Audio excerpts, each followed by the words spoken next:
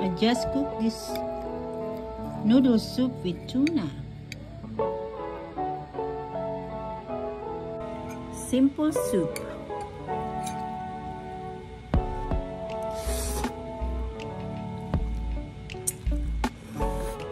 Everyone, good morning, good afternoon, good day. Today we're gonna be cooking with this soup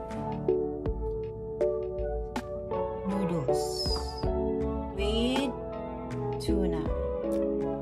We started. I don't use oil. I just put hot water here for soup, and then put all the ingredients. Just put over there.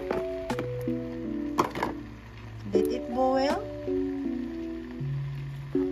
Put the cabbage there.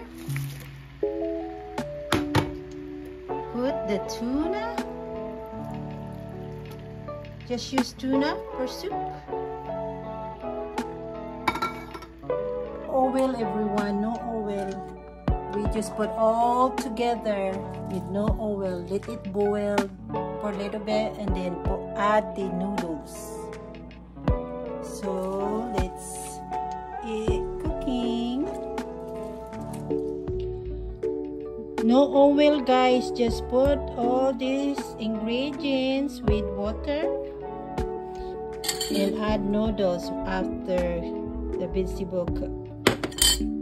I am just gonna add soy sauce. That's all I want to add. Soy sauce. You can add some more when it's done. The soup now is boiling. Boiling.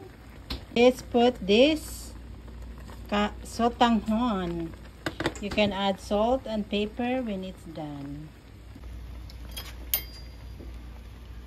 It's cooking, everyone.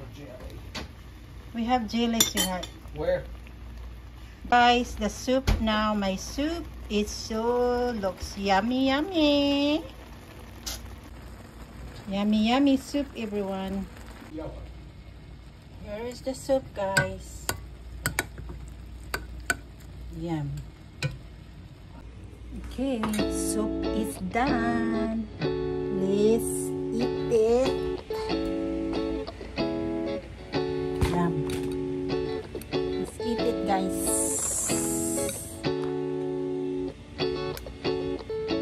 Squeeze with lime.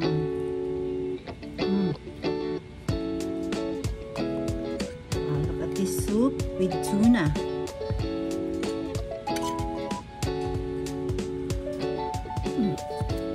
Noodles. Hot.